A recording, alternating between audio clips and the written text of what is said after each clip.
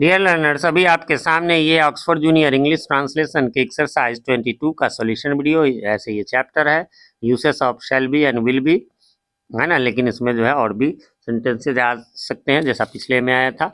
चलिए, और इसमें थोड़ा सा अलग है, ट्रांसलेट इनटू, यहाँ पर मिस्टेक से इंग्लिश लिखा गया, मैं इसका स्क्रीनशॉट ले लेता हूँ, करेक्शन करवा दूंगा। ये इंग्लिश है, इसको हिंदी में करना है। देखिए, हिंदी से इंग्लिश बनाते हैं और ज़्यादातर हम लोग क्या करते हैं पता है, इसको छोड़ देते हैं। और छोड़ किस लिए देते हैं? क्योंकि इसका आंसर पिछले एक्सरसाइज से मिलता जुलता है। नहीं, ये बहुत इंपॉर्टेंट है कि आप हिंदी से इंग्लिश सब दिन बनाते रहेंगे, कोई इंग्लिश बोलेगा उसको समझेंगे कैसे, तो उसके लिए स्पोकन से लेकर के आपके अंडरस्टैंडिंग तक के लिए जरूरी है।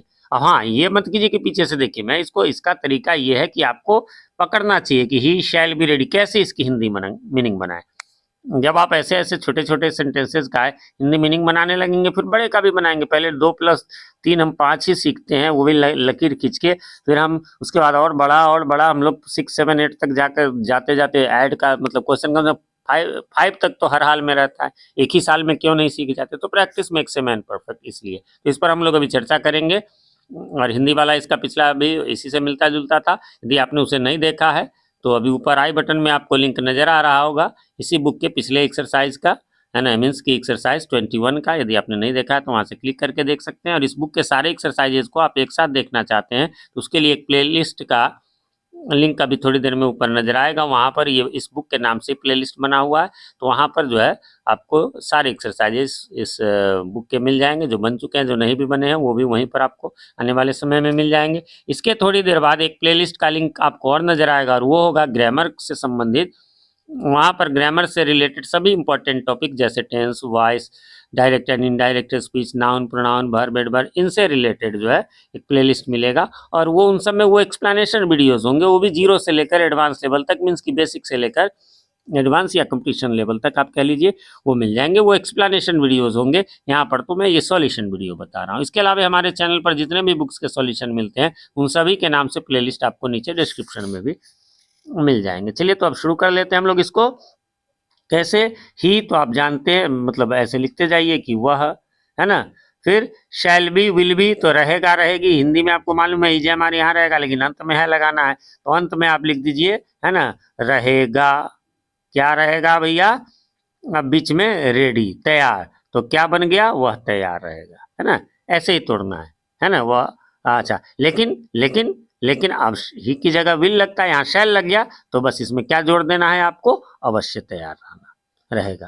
ठीक है, अगले पर भी वैसे ही कर लेते हैं हम लोग। दे है तो हम लोग क्या लिख लेंगे? वे। फिर जो है इसमें सेल्बी को बाद में हम लोग लगाते हैं, बाद वाले वर्ड को पहले ले आते हैं। प्रेजेंट का उपस्थित, है ना, उपस्थित, ऐसे करके आप बनाना सीखें। वे या वे लोग, है ना, वे उपस्थित, और शैल भी है तो रहेंगे, लेकिन दे के साथ चूंकि विल लगता है, यहाँ शैल लग गया, तो एक शब्द आपको बीच में जोड़ देना है, अवश्य।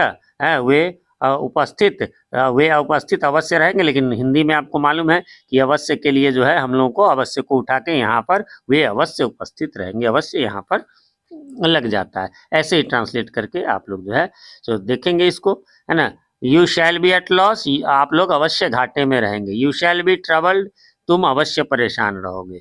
वी विल बी रिच, हम लोग अवश्य धनी बनेंगे। आई विल बी ग्रेट, है ना, मैं अवश्य महान बनूंगा। आई विल बी रेडी, मैं अवश्य तैयार रहूंगा। ही शैल बी प्रेजेंट, वह अवश्य उपस्थित रहेगा। शैल आई बी टॉल, अब यहाँ नॉर्मल हो गया। अब देखिए, शैल पहले आ गया तो आपको क्या करना है? क्या लिख लेना है? शैल या विल या जो भी हमारा पहले रहता है तो हमें क्या हिंदी में लिख लेना है। और आई तो मैं, बी तो उसके साथ ही लगा हुआ है, और टॉल तो लंबा, है ना। और शैल बी विल बी है, इसलिए रहूंगा, रहूंगी, रहेंगे तो रहूंगा। अब क्या है तो इसलिए क्वेश्चन मार्क लगा देंगे, तो क्या मैं लंबा रहूंगा। इस तरह से आपको अपने मन से, ऐसा नहीं कि पीछे से देख के आपको बनाना, आपको ऐसे करके ट्रांसलेट करना चाहिए ना। शैल आई बी टॉल, क्या मैं लंबा रहूंगा। वाज आई टॉल, क्या मैं लंबा था। एम आई टॉल, क्या मैं लंबा हूँ। आई शैल नॉट बी रिच, मैं अमीर नहीं बनूंगा। नॉट के लिए जो है यहाँ नहीं लगा देंगे। आई वॉज नॉट रिच, मैं अमीर नहीं था। आई एम नॉट रिच, मैं अमीर नहीं हूँ। फिर आई शैल बी हैप्पी, मैं खुश रहूंगा। आई वॉज हैप्पी, मैं खुश था। आई एम हैप्पी, मैं खुश हूँ, है ना। इन सब में भी एम है तो आपको हूँ लगा देना है। शैल भी रहे तो रहेगा, रहेंगी, रहूंगा। और वाज रहे तो था थे थी, बस खुश और था थे थी। फ्रेंड्स, इस प्रकार से ये छोटा सा एक्सरसाइज था, यहीं पर समाप्त हो गया। उम्मीद करता हूँ आपने मिला लिया होगा, कोई कंफ्यूजन नहीं होगी। फिर भी कोई कंफ्यूजन हो तो कमेंट करें, और कमेंट में क्वेश्चन लिख देंगे तो मेरे लिए इजी रहेगा। वरना बुक निकालो, चैप्टर निकालो, है ना, एक्सरसाइज निकालो, क्वेश्चन निकालो, थोड़ा टाइम कंज्यूमिंग हो जाता है। बाकी आप सब कमेंट करके बताएं हमारे वीडियोज आप सभी को कैसे लगते हैं। एक रिक्वेस्ट है, चैनल पे नए हैं या चैनल को सब्सक्राइब नहीं किया है तो प्लीज़ इसे सब्सक्राइब कर लें और नोटिफिकेशन बेल में ऑल को प्रेस कर दें, जिससे कि हमारे आने वाली वीडियोज सबसे पहले आप तक पहुँच सके और पहले की वीडियोज आपको ढूंढने में आसानी हो। वीडियो पसंद आए तो लाइक करें, ना पसंद आए तो बेशक डिसलाइक कर दें, और जो पसंद आ जाए तो अपने नियर एंड डियर वंस के साथ इसे शेयर करना ना भूलें। मैं प्रभात कुमार सिंह मिलता हूं आपसे अपने इसी यूट्यूब चैनल के किसी अन्य वीडियो में। तब तक के लिए हैव अ नाइस डे।